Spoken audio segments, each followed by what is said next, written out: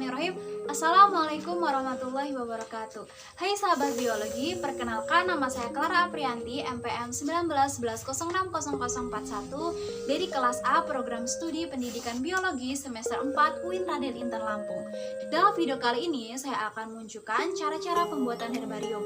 Sebelum kita mengetahui cara-cara pembuatan herbarium, perlu kita ketahui apa itu herbarium.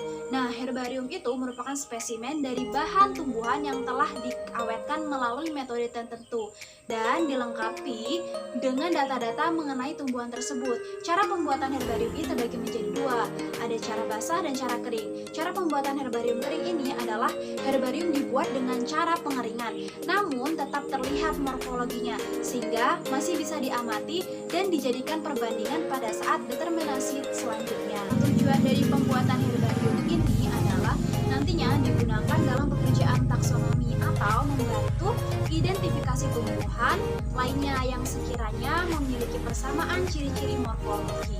Nah, gimana cara-cara pembuatan herbarium? Kita simak dalam video berikut ini. Alat dan bahan. Pertama ada tumbuhan Diopteris filismas. Kedua ada karton putih. Ketiga kardus. Ada isolasi putih. Kelima pena. Keenam spidol. Ketujuh gunting. Kedelapan double tip. Kesembilan plastik. Dan terakhir adalah tisu.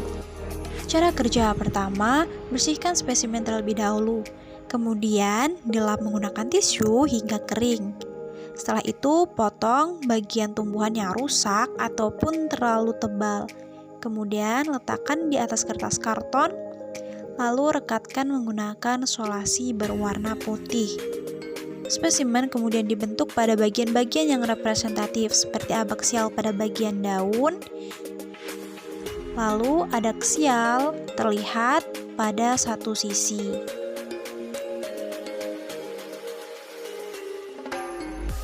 Lakukan hal yang sama pada sisi-sisi lain.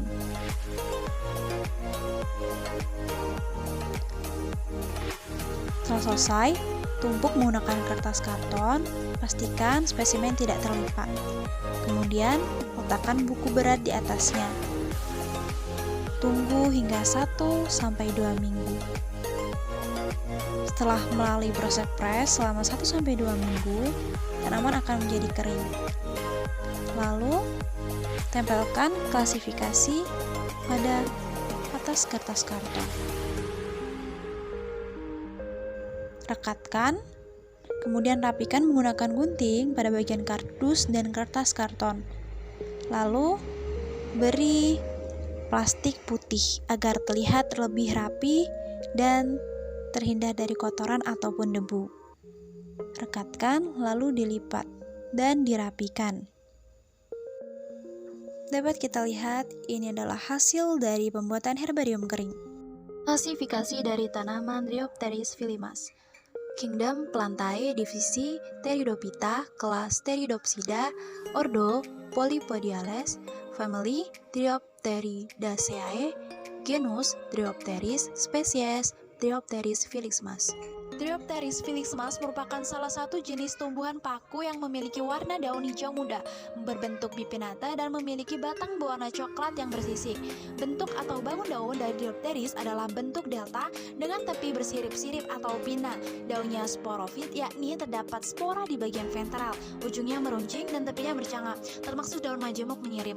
Daun dimorfisme, yakni dalam satu tangkai itu ada dua daun, yaitu tropofil dan sporofil. Bentuk batang Diopteris adalah bulat beratur dan berusuk secara longitudinal, beruas-ruas, panjang, dan kaku. Akar dari paku Diopteris filismas ini berbentuk serabut serta menjalar berwarna coklat. Akar dari paku ini sering digunakan untuk obat, terutama obat cacingan. Susunan sporofil pada Diopteris ini rapat, berkelompok, dan berwarna coklat kemerah-merahan. Kumpulan sorus atau sori terletak di tepi daun. Spongarium berbentuk cincin atau anulus, bertangkai dengan anulus vertikal, tidak sempurna, atau jika masak, pecah dengan celah melintang. Terdapat sel yang seperti cincin, terdiri dari sel-sel yang menonjol keluar dengan penebalan dinding radial dan dinding dalam. Diopteris merupakan paku yang bersifat homospora, yaitu hanya menghasilkan satu jenis spora. Perkembangbiakan Diopteris sama dengan tumbuhan paku lainnya, yaitu dengan menggunakan spora. Spora yang dihasilkan oleh Spongarium merupakan hasil meiosis. Meiospora, jika spora tersebut jatuh di tempat yang sesuai spora akan berkembang menjadi protalus. Exosporik, spora berkecambah, membentuk gametofit, homotalus atau berumah satu di luar batas dinding spora. Habitat paku ini banyak terdapat di tempat-tempat lembab, pegunungan, sawah, tembok, sumur, batu-batuan, dan biasanya banyak terdapat pada tumpukan batu bata yang lembab dan mudah ditemukan di mana saja, baik di dataran rendah maupun di dataran tinggi. Manfaat tanaman Diopteris ini sebagai tanaman hias karena berumur panjang dan bisa juga dibuat obat-obatan untuk penyakit tertentu pada hewan dan manusia.